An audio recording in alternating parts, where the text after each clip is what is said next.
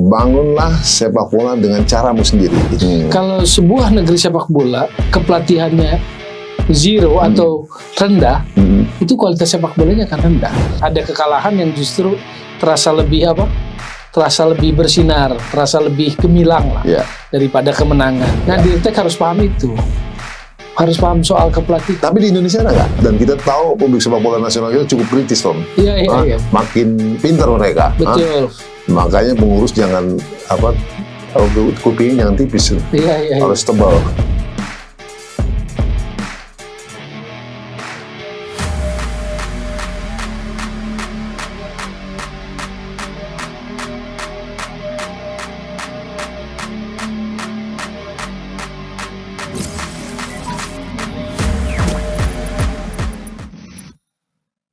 Sahabat Sportify, kembali podcast Sportify menjumpai Anda bersama Bung Toel.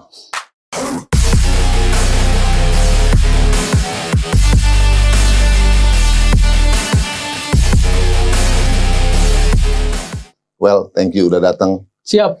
Kita mau ngomong apa hari ini? Gak jauh-jauh, masih tentang asa timnas Indonesia yang bukan berhasil yang berhasil untuk tidak dibantai oleh Argentina. Kalau judul podcast kita kemarin gitu loh. Iya. Ya kalau menang kan mungkin berat lah ya.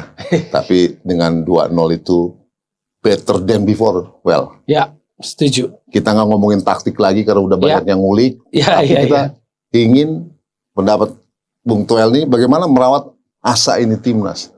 Ada harapan di sana. Gimana, Well?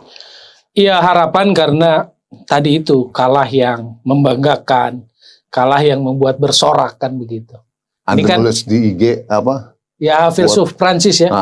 Apa dibilang? Jadi kadang ada kekalahan yang justru terasa lebih terasa lebih bersinar, terasa lebih gemilang lah daripada kemenangan. Dan artinya seperti timnas kita kalah pun disambut gegap gempita. Kenapa? Karena kuncinya itu tadi lawannya kan Argentina. Juara dunia, ranking 1 dunia. Melawan 149. Dan kalahnya juga 0-2 gitu. Tapi poin yang lebih pentingnya lagi karena perjuangan heroik teman-teman kan, adik-adik kan, timnas gitu loh, Asnawi dan kawan-kawan. Jadi poinnya itu tuh, perjuangan heroik, fighting spirit, daya juang yang luar biasa lah pada malam itu, tanggal 19 Juni. Mentalitas artinya. Ada kepercayaan diri juga di situ. Jadi manfaatnya apa?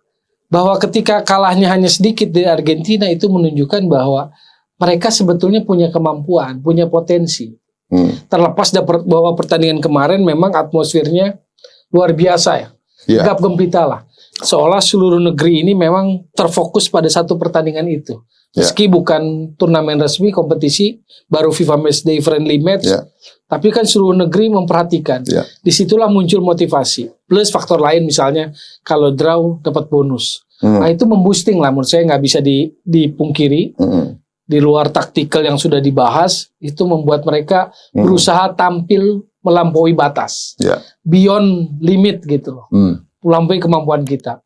Asnawi mengakui bahwa sebetulnya menit-menit akhir kan udah capek, tapi waktu lihat Garnacho pegang bola dia masih bisa sprint lalu tackling kan.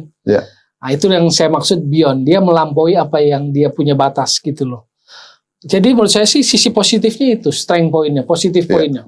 Melampaui harapan publik sepak bola nasional ya. Daya juang, nggak minder, nggak inferior lawan juara dunia, yang mungkin beberapa masa silam kita melihat itu.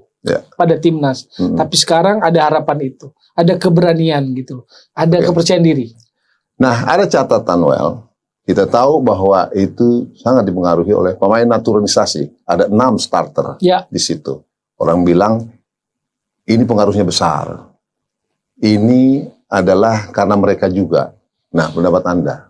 Iya, kalau lihat materi kemarin, memang menurut saya sih penampilan timnas banyak kontribusi dari pemain yang dianggap naturalisasi atau diaspora. Jordi Amat kita tahu kualitasnya. Dia sudah menunjukkan kualitasnya dan dia jadi pemimpin di belakang. Ada Elkan Bagot yang juga tampil menurut saya sih progres. Sangat kuat kemarin Elkan Bagot. Maklok boleh dibilang pilihan pertama di lapangan tengah bagi Sinteyong Maklok. Hampir tidak tergantikan posisi Maklok gitu loh.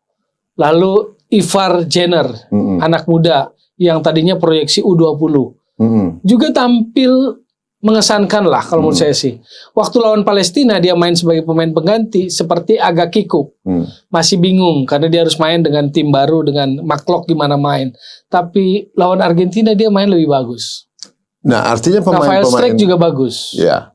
Artinya pemain-pemain itu, Tom, juga sesuai harapan pemain naturalisasi ini. Yang ada dalam skuad yang hampir 30% kalau nggak salah ya. Kalau dari 26 yang dipanggil dari 8. Totalnya ada 8. Ya, 26, termasuk Shane, termasuk Sandy Walsh, termasuk Stefano Lillipali. 30%-an 30%. Ya. Nah, artinya mereka melampaui harapan publik sepak bola nasional bahwa pemain naturalisasi itu sesuai harapan. Iya. Jadi kalau lihat kemarin lawan Argentina mereka memberikan kontribusi. Kecuali Sandy Walsh yang belum kita lihat atau Shane Patinama yang baru kali main. Baru 1 kali, baru berdebut. Dan dia main di babak pertama dan lebih banyak defense. Jadi kita belum lihat komplitnya lah.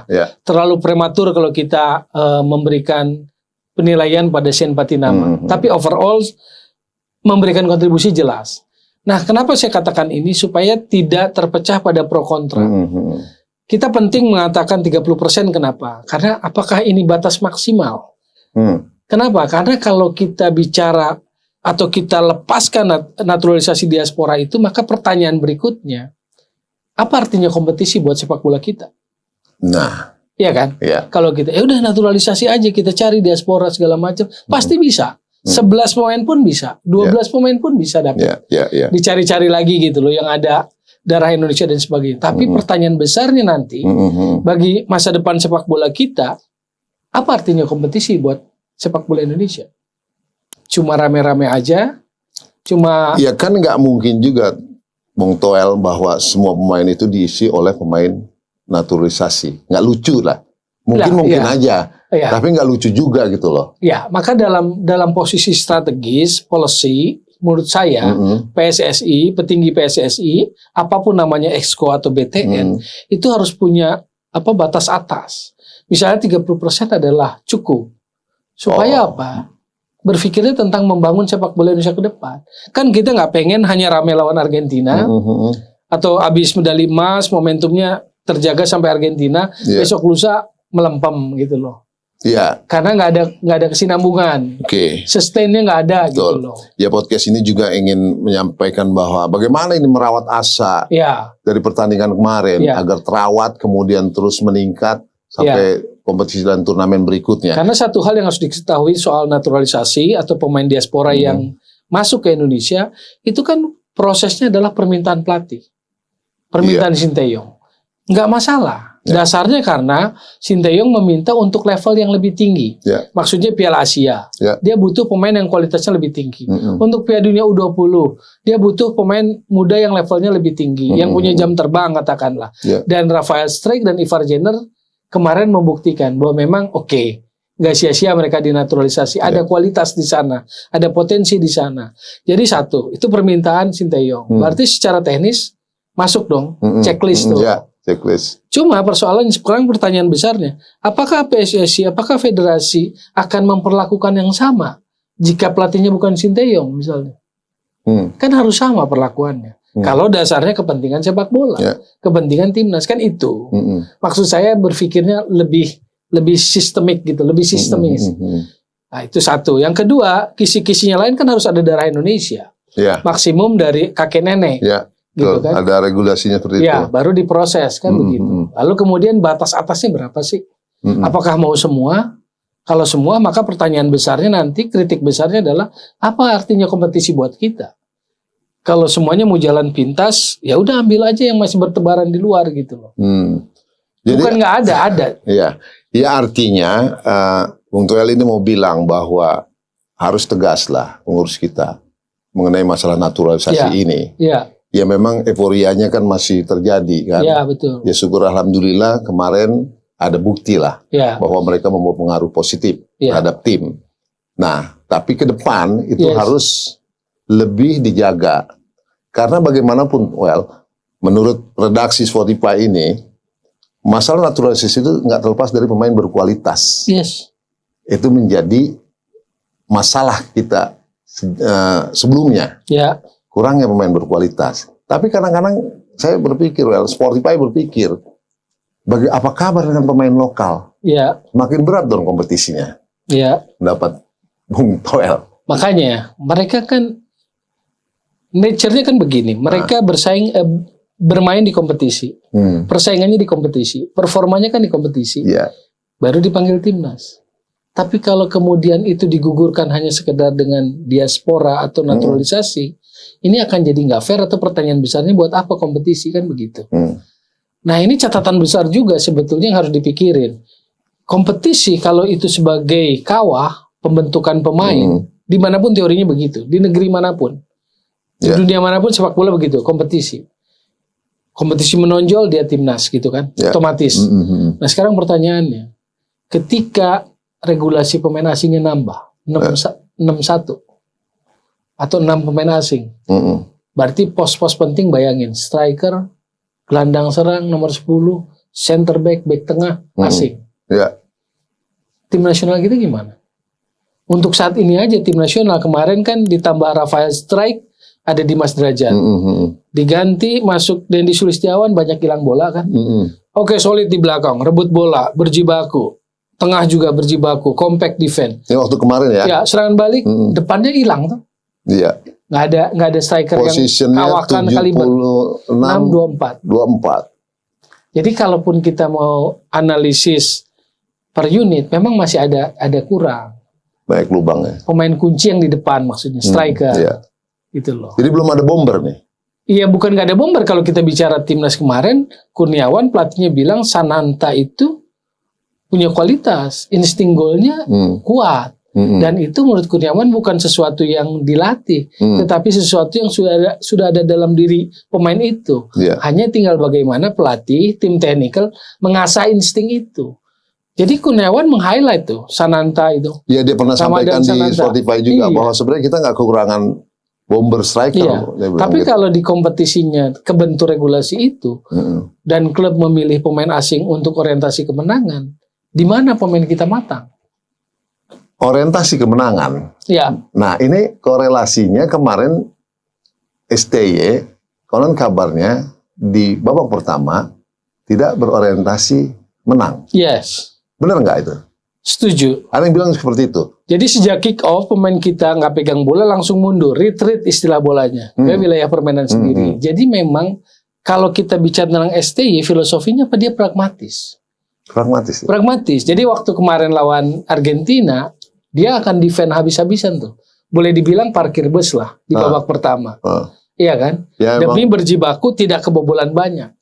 Karena dia menurut saya mengerti arti pentingnya pertandingan ini. Jadi nggak salah kan dia? Enggak.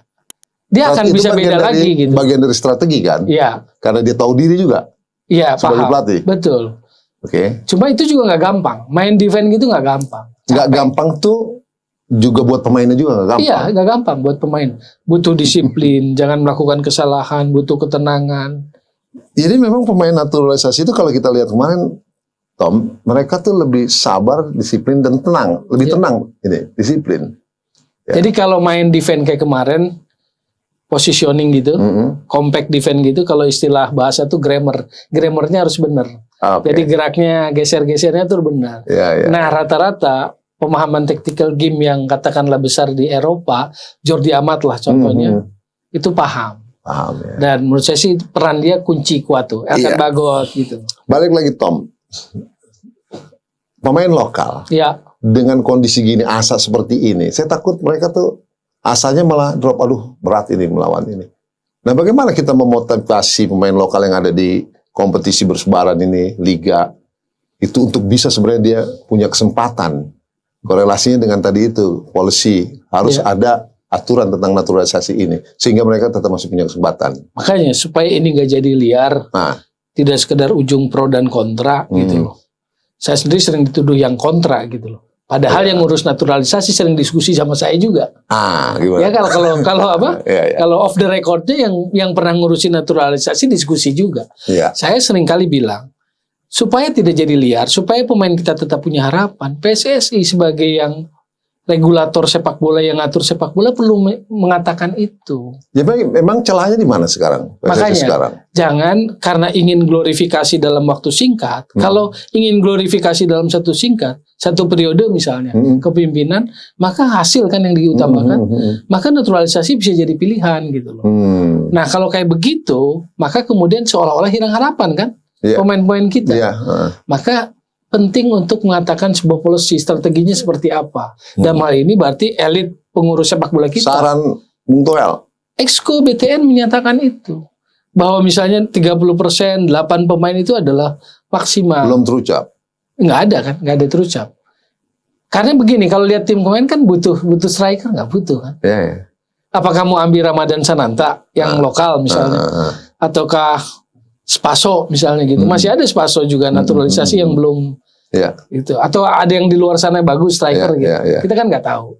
Cuma akhirnya kan kemudian itu tadi ketakutan kekhawatirannya. Pemain muda kita kehilangan harapan. Dari kecil main bola, saat di ujung mimpi itu sirna. Mimpi itu sirna. Jangan sampai terjadi. Iya. Nah, kemudian ada catatan juga, pertandingan kemarin itu ada yang memberi catatan begini. Seharusnya ini kan friendly match. Itu diberikanlah kesempatan juga pemain-pemain yang lain. Kenapa harus tidak ada pergantian yang signifikan? Komentar apa?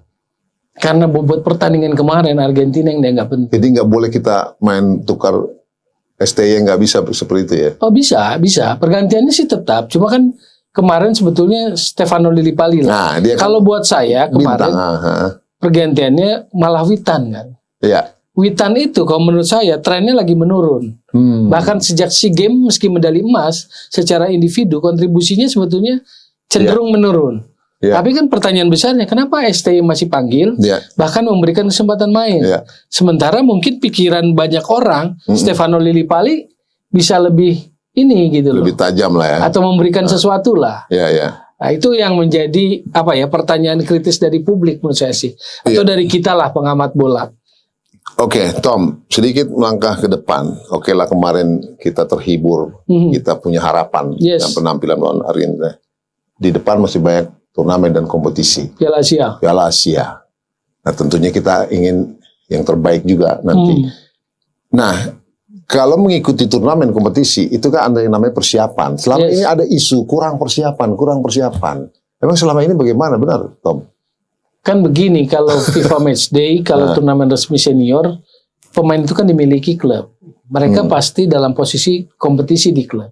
Bergabung itu kan H-5 gitu. Kemarin sempat jadi isu kan itu manggil H-5 atau apalah. Kalau kemarin kan sebetulnya karena lagi off season kan. Cuma klub juga sedang memulai off season. Jadi persoalannya di sana. Sebetulnya kan dalam era modern nggak ada tuh pelatnas jangka panjang. Begitu? Nggak ada. Di negara lain pun begitu? Iya, kalau kita bicara sepak bola modern, timnas senior gitu kan. Sebutannya apa sih Brasil? Seleção. Portugal Seleção. Artinya kan tim-tim pemain-pemain pilihan, seleksi gitu. Seleksi ya? Iya. Dari mana seleksinya? Dari kompetisi kan? Pelatih tim nasional kan hanya tinggal menerapkan taktikal. Kan begitu. Lalu excuse-nya kan alasannya selalu muncul. Kan pemain-pemain kita nggak ngerti. Harus dari dasar lagi. Harus dilatih fisik lagi segala macam. Tinggalkan yang kayak gitu. Kita dorong klub yang membentuk pemain gitu loh. Tom, kalau kayak gitu tuh tugasnya Dirtek nggak? Iya, salah satu tugas Dirtek iya. Tugas head coach juga menurut saya iya. Head coach tim nasional, pelatih kepala tim nasional. Dalam ini misalnya sekarang Sinteyong, dia harus banyak komunikasi dengan pelatih klub. Oke. Supaya jangan muncul ke media, ke publik keluhan misalnya. Contoh dengan Persija kan pemainnya datang telat, sentil-sentilan. Gitu kan. Dulu sebelumnya juga terjadi ya sama Thomas Doll. Jadi menurut saya sih Sinteyong harus menyampaikan kepada klub situasionalnya. Kalau sekarang gini misalnya kemarin TC pemain-pemain datang kebugarannya katanya drop. Yang jomplang lah, enggak ini, merata. Kurang lah, minim gitu. Kan posisinya off season, libur. Sudah fix selesai kompetisi dia pasti turun. Kecuali pemain yang bisa menjaga kondisinya gitu loh. Artinya kalau hanya sekedar mengucapkan kan seolah-olah yang salah klub gitu loh. Seolah-olah yang salah klub. Kan itu bukan hubungan yang baik gitu. Ya, sorry tadi tentang Dirtek, Tom. Ya. Karena juga sedang menjadi isu. Kita mau datangkan dari Jerman segala macam. Nah, Anda sebagai orang yang pernah ada di kepengurusan PSSI dan kayaknya mengetahui tentang Dirtek ini. Jadi, suggest Anda gimana? Soal Dirtek ya? Ya. Jadi buat saya bukan soal asing atau lokalnya. Tetapi tahu nggak tugas Dirtek itu apa? Benar nggak Tom bahwa sebenarnya Dirtek itu ada yang bilang sama gue nih sebenarnya orang lokal. Emang bisa begitu? Enggak. Menurut saya ada kelebihannya. Dia harus tahu gitu loh. Yes. Harus tahu culture orang kita, mental, segala macam, karakter. Iya. Karena begini filosofinya. Kalau head coach pelatih tim nasional, dia itu filosofi kerjanya untuk tomorrow, untuk besok. Berarti hasil. Kita berangkat dari job desk Dirtek dulu deh, Tom. Gimana? Enggak, ya untuk membedakan kan itu. Sementara kalau Dirtek for the future, masa depan. Berarti job desk-nya beda tuh dengan filosofi yang begitu. Yang satu tomorrow hasil, menang gitu, dapat poin, juara atau apapun lah. Lolos ke babak berikutnya itu tuh. Head coach. Tapi kalau Dirtek itu future, masa depan. Persiapkan sepak bola Indonesia 5, 10 tahun, 15 tahun mendatang. Berarti dia bicara tentang apa? Kepelatihan. Dia bicara tentang usia muda. Dia bicara tentang kompetisi usia muda. Jadi dia ngurusi dapur lah. Nggak populer. Cost center. Gitu loh. Jadi bukan Dirtek itu nempel ke head coach, ngerecoki head coach yang senior, bukan. Tapi kalau Dirtek ngurusi tim nasional junior masih ada. Masih relasinya masih ada. Dia bicara tentang filosofi sepak bola sebuah negara, yes, Dirtek. Yang dulu apa? Villanesia. Itu Dirtek. Dirtek yang harus jaga itu. Yang harus melestarikan, mempropagandakan, mengkampanyekan ke klub-klub, ke akademi-akademi supaya muncul nanti ke atas kan gitu. Nah, yang paling capable siapa kan? Nah, sekarang untuk jadi Dirtek berarti dia butuh tentang pengetahuan tentang sepak bola negeri itu kan? Ya, negeri yang akan dia direktur. Kalau orang asing datang ke Indonesia dengan segala problematikanya, dia butuh waktu yang lama kan untuk belajar. Dia orientasi dulu. Iya, istilah kerennya itu, orientasi riset assessment. Wah, iya. Betul. Saya pernah dapat cerita technical instructornya FIFA yang orang Swiss. Sebelumnya dia pernah jadi technical director Swiss. Dia orang Swiss jadi technical directornya Swiss. Swiss itu kecil negara kecil lah. Berapa? 9 juta apa 11 juta penduduknya. Klubnya juga nggak banyak. Dia butuh 6 bulan untuk mengasesmen football environment istilahnya. Jadi struktur klubnya, usia mudanya ada berapa, referee-nya ada berapa, lapangan latihan bolanya ada berapa, kualitas lapangannya seperti apa, kompetisi lokalnya seperti apa. Butuh 6 bulan untuk dapat data itu sebelum dia menerapkan program. Terus bayangin Indonesia yang segini luas, datanglah Dirtek entah dari manapun. Jadi bukan soal kontrak dari Jerman dari mana, bukan. FIFA itu kalau tanya misalnya Yusuf jadi federasi nih, datang ke FIFA minta saran, saya butuh Dirtek, minta Dirtek dari yang hebat dong sekarang, mau dari Spanyol kayak dari mana lah, dari Argentina, dari Latin mereka nggak akan sarankan itu. Dia bilang tailor made, sepak bolamu harus dibangun dengan caramu sendiri. Nah istilahnya tailor made. Sekarang yang paling cepat untuk paham itu siapa? Pelatih kita kan, lokal. Orang teknikal domestik kan. Dan sekarang orang technical domestik posisinya pro license udah cukup banyak loh. Paling nggak udah 2 gelombang. Sampai batuk saking semangatnya. Minum dulu. Silakan Tom. Menarik ya Wel ya. Bangunlah sepak bola dengan caramu sendiri. Itu kata FIFA. Iya. Anda baca di mana Wel? Karena pernah ikut kursusnya. Oh gitu. Jadi, tailor made ya. Tailor made istilahnya. Sebelum direcokin sama yang lain. Karena mereka nggak pernah menganjurkan, oh kamu ambil dari Brasil, kamu ambil gaya Argentina, kamu ambil gaya Jerman, nggak pernah. Oke. Tailor made. Makanya mereka bangun kepelatihannya. Di negerimu harus ada instruktur kepelatihan yang capable, yang punya kemampuan. Di negerimu harus punya pelatih-pelatih yang lisensi. Kalau sebuah negeri sepak bola kepelatihannya zero atau rendah, itu kualitas sepak bolanya akan rendah. Sorry to say, Inggris kompetisinya kan luar biasa. Yes. Paling nomor 1 lah. Yeah. Liga top. Paling Tapi gemerlap. berapa pelatih Inggris yang ada di ranking 10 besar Premier League? Bisa dibilang nggak ada. Oh, ada Frank Lampard katanya Chelsea, itu pun sekarang udah di bawah. Ya. Itu hampir pelatih asing semua yang di 10 besar Liga Inggris. Ya. Jadi kekuatannya harus di kepelatihan dulu. Jadi memang banyak aspek lah ya dalam kita membangun sepak bola ini. Jadi Nah, Dirtek harus paham itu. Harus paham soal kepelatihan. Tapi di Indonesia ada nggak? Kemarin yang senior kan Danurindo. Sekarang kan yang Prolation udah ada berapa? Nggak, Udah maksudnya di saat ini Tom, yang Pak Om Danur ini kan udah mungkin dia agak sepuh sekarang. Beberapa nama menurut saya sih punya karakter, punya kemampuan untuk itulah. Bisa direkomendasikan. Iya, menurut saya sih. Di antaranya. Kalau saya harus sebut nama, Fahri Husaini. Fahri Husaini. Dia punya kemampuan manajerial karena pernah bekerja, mohon maaf, di sebuah company korporasi gitu loh. Jadi menurut saya itu akan membantu dia dalam memanage gitu loh. Dan dia cukup vokal, bisa berbicara. Dia punya didengarkan lah dalam intelektual untuk memahami perkembangan sepak bola gitu loh.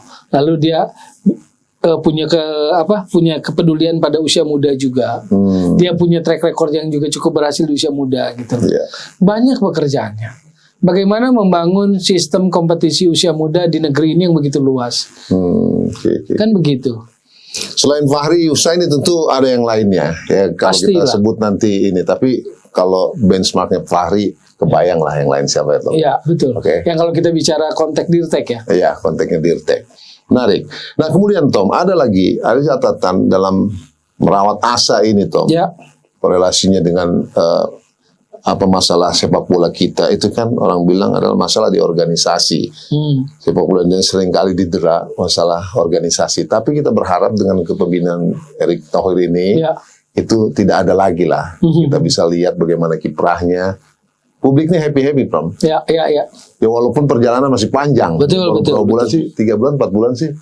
Perjalanan masih panjang. Februari ya, baru dari Februari ya. Bahkan ada ketakutan, ntar ada cawapres Pak Erick mundur. Lain lagi ceritanya. Iya. Nah, bagaimana ini agar tidak menjadi masalah lagi sehingga dalam membangun sepak bola?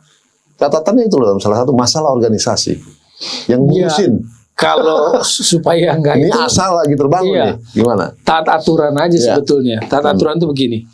Misalnya filosofi sepak bola apa sih? Teamwork kan. Contoh kemarin Indonesia bisa nggak kebobolan banyak, bisa heroik perjuangannya karena teamworknya solid kan. Berjibaku lah, compact defense itu kan teamwork. Nah, jujur kalau saya lihat kepemimpinan Erick Thohir ini kan sangat strong Erick Thohirnya. One man show lah. Sentris. Yes. Padahal kepemimpinan sepak bola dibilang kolektif kolegial. Exco itu 15, kolektif kolegial gitu loh. Karena dasarnya Ketum itu kan termasuk Exco ya kalau? Iya. Dasarnya kan sepak bola itu teamwork. Cuma nggak bisa dipungkiri kan. Semua manuver yang strategis, yang punya nilai publikasi tinggi itu Erick Thohir di sana. Misalnya Piala Dunia U20 waktu gagal kan ada pergerakan Erick Thohir ke Jepang, ke Jerman, Argentina, Erick Thohir semua gitu. Yang akhirnya kemudian tidak bisa dipungkiri, katanya hasil survei indikator politik sekarang nomor 1 nih cawapres gitu kan. Ya itu ke politiknya lah. Iya. Berarti kan nanti kalau sampai terjadi bagaimana situasi sepak bola kita? Karena aturan mengatakan PSSI itu harus netral. Non diskriminasi, netralitas asasnya gitu, dan dia artinya non politik gitu. Dalam Tom kalau kita mau ngomongin makanya. Itu. Tapi saya mencatat kekhawatiran publik ini. Betul. Ya nanti Pak Eriknya nggak lagi dong kalau dia harus gitu. Nah, ntar berantakan lagi asa kita nih. Ya, artinya sebagai lokomotif sih manuvernya oke lah. Cuman karena kolektif kolegial itu kan kita harus ngelihat, kita bicara organisasi tata kelola, dia harus dilengkapi organ. Ada kepala, ada tangan, ada kaki, ada yang mikir, ada yang apa. Exco itu kan harus disebar kepada komite tetap namanya, standing committee. Ada yang bawahi soal wasit, soal kompetisi, soal pembinaan usia muda, ada yang bawahi soal komite ya? Standing committee istilahnya. Standing committee. Jadi kan ada 15 Exco. Kalau dalam yang saya kayak des-desnya ya. Ya. Kurang lebih, tapi lebih elitnya standing committee. Kan Exco 15 dipilih Kongres. Dia harus menduduki membidangi bidang-bidang. Ada komite media, ada komite bisnis. Bukannya memang sebelumnya seperti itu, Tom? Yang sekarang kan belum ditetapkan. Oh, karena Anda bicara yang sekarang. Iya, bicara yang sekarang. Oke. Itu kan udah aturan toh. Bagannya kan begitu. Sekarang kita nggak tahu komite wasit siapa ketuanya. Harusnya Exco kan nggak tahu. Komite pemilihan usia muda siapa? Kan nggak tahu kita. Belum sih ya. Belum. Terrilis. Belum. Nanti dirilis sama. Nah itu kabinet Pak Arya namanya. nanti. Nah itu kan dia akan memikirkan, merumuskan strategi tentang Ya. bidangnya. Contoh misalnya komite kompetisi. Dia mau kompetisi kita ranking 5 Asia atau 3 Asia Tenggara misalnya. Nah itu target itu harus dicapai oleh organ yang melaksanakan. Siapa organ yang melaksanakan? Bukan Exco, LIB itu tentang kompetisi profesional. Liga Indonesia Baru ya. Iya, tapi kebijakannya, keputusan strategisnya Exco yang mikir. Apa misalnya? Wasit. Harus ada wasit FIFA atau wasit yang terregister oleh FIFA dari Indonesia 3 misalnya. Itu kebijakannya dalam satu periode kepengurusan kita ingin hasilkan 3 misalnya. Atau tidak ada lagi wasit nakal kontroversial di kompetisi.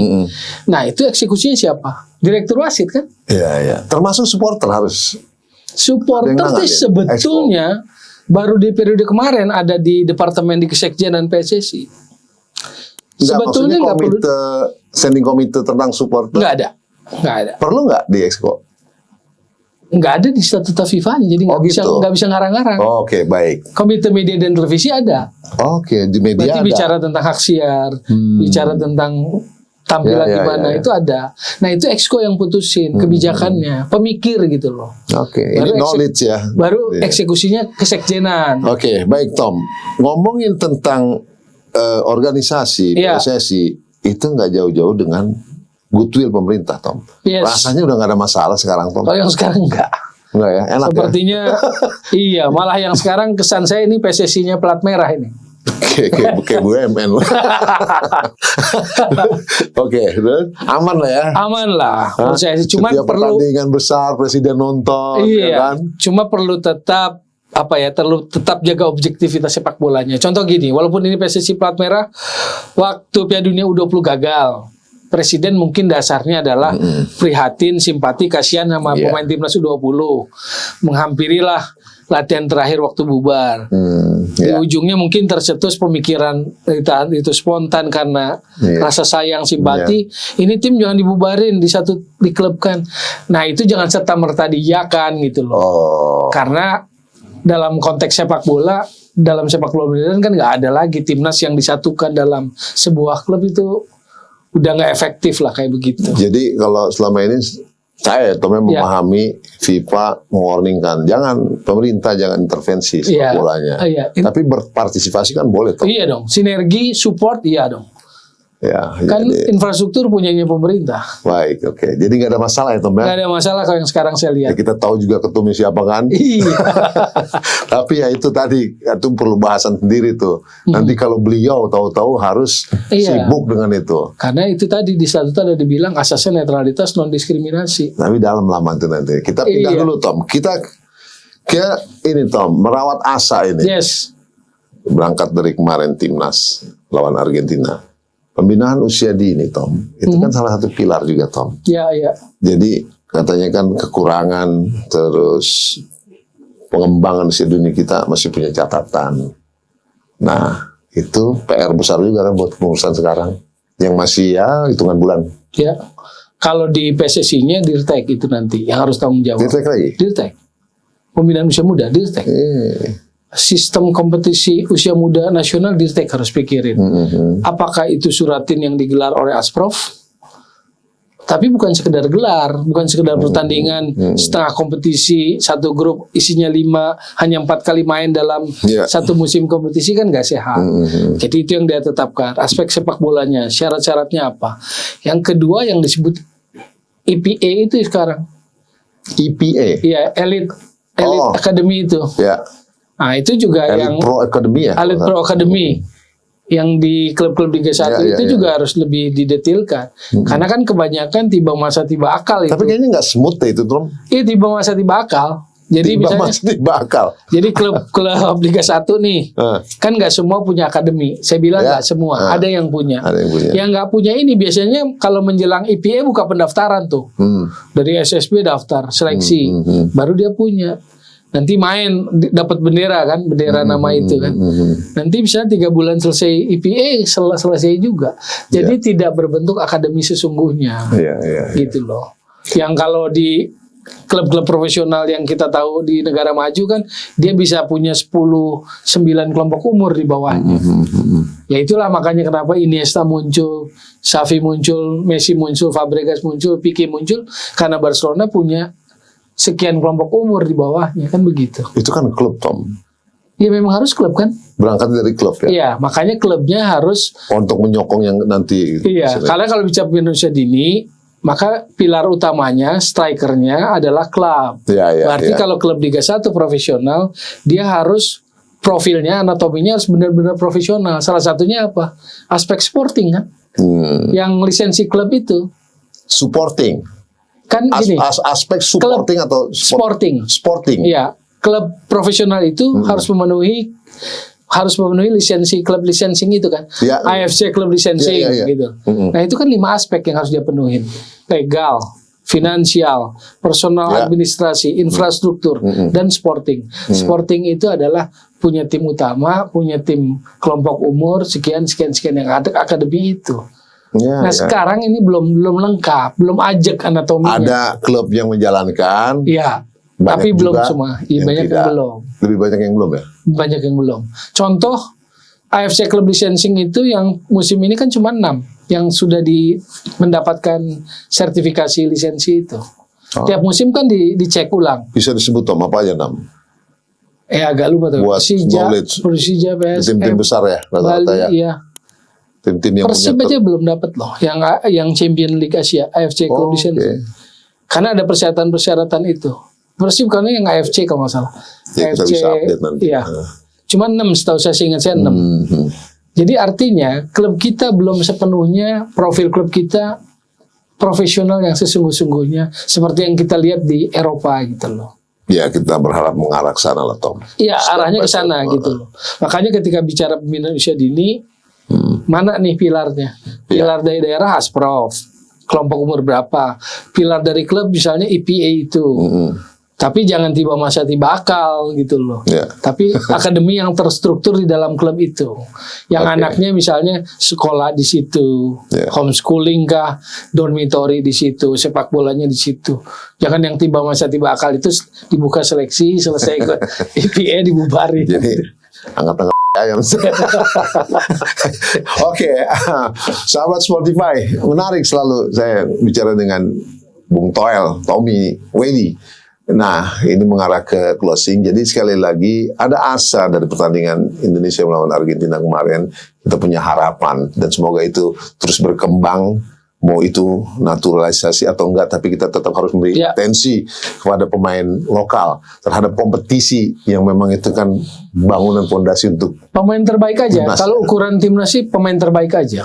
Pemain terbaik. Jadi timnas itu harus diisi oleh the best possible player. Jadi pemain terbaik yang harus mengisi timnas. Apakah itu naturalisasi, apakah itu domestik, yang terbaik aja. Cuma nggak boleh menutup itu, makanya penting kisi-kisinya dijaga. Kalau belajar bersaleko terseleksi ya. Yes. Ya kan? La Selección gitu kan, Seleção. Ya itu kan tim-tim pemain-pemain seleksi maksudnya gitu kan. Tom, ada lagi yang mau disampaikan agar asa timnas ini terus berprestasi? Konkretnya gini, apa hasil pertandingan kemarin lawan Argentina itu berarti kan kepercayaan diri muncul. Bahwa lawan tim Argentina aja kita nggak kebobolan banyak. Berarti kita punya kemampuan lawan tim-tim besar. Berarti asa itu, mentalitas kepercayaan diri itu jaga. Di Piala Asia lawan Vietnam, lawan Irak, lawan Jepang, nggak usah inferior. Karena kita punya bekal lawan Argentina aja, kita bisa bikin susah Argentina, nggak kebobolan banyak. Jaga mental itu, jaga kepercayaan diri. Kalau boleh berprediksi sedikit di grup itu, Tom. Jujurnya sih berat. Jepang, Irak tentunya ada di level yang lebih Ya tinggi. Vietnam aja bisa kali kita gebuk, Tom. Ya harusnya Vietnam yang harus kita ambil. Jadi kita nggak di juru kunci. Walaupun pertandingan terakhir kita kalah ya 2-0 ya di Vietnam AFF semifinal. Ya beda lah, beda cerita, beda hari, beda pemain juga. Nanti. Ya awal tahun kan, awal tahun depan Piala Asia mudah-mudahan bisa lolos. Maksud saya supaya ada peningkatan lah, ada rekor yang lebih bagus. Ya. Kalau soal lolos ke Piala Asia sih kan Danur Wino 96 ya, Nandar Iskandar 2000, Ivan Kolev 2004. Kita punya sejarah dan punya tradisi. Iya, 2007 sih jadi tuan rumah Ivan Kolev juga, tapi 3 kali yang meloloskan ke putaran final Piala Asia ya itu tadi. Danur Wino 96, Nandar 2000, Ivan Kolev 2004. Tapi lolos dari grup nggak pernah. Belum pernah ya. Belum pernah. Jadi kalau besok bisa lolos dari grup luar biasa. Bukannya zaman Aliandu kita pernah lolos ya, Tom? Itu pra Piala Dunia. Oh, pra Piala Dunia ya. Kalau Piala Asia ya. kita cuma pernah tahun 96 Kuwait yang golnya Widodo, gol indahnya Widodo. Bicycle kick itu. Pasti ada rekamannya. Terus Nandar Iskandar 2000. 2004 Ivan Kolev. 2007 kita tuan rumah. Yes. Kalau ingat 2007 kita tuan rumah. Ivan Kolev juga. Baik, sahabat Sportify, kita ngomong yang poin-poin inti aja sama Tommy Welly, karena tontonan sejenis ini banyak, Tom. Iya. Banyak banget, jadi dan kita tahu publik sepak bola nasional kita cukup kritis, Tom. Iya. Makin pintar mereka. Betul. Makanya pengurus jangan kupingnya jangan tipis. Iya. Harus tebal. Nggak datang dari. Asal jangan muka tebal. Itu dia. Terima kasih atas perhatiannya semuanya. Sampai jumpa di topik yang lain bersama Toel dan bersama atlet juga bersama komentator yang lain. Salam Sportify. Well, ciao. Thank you. Sama-sama.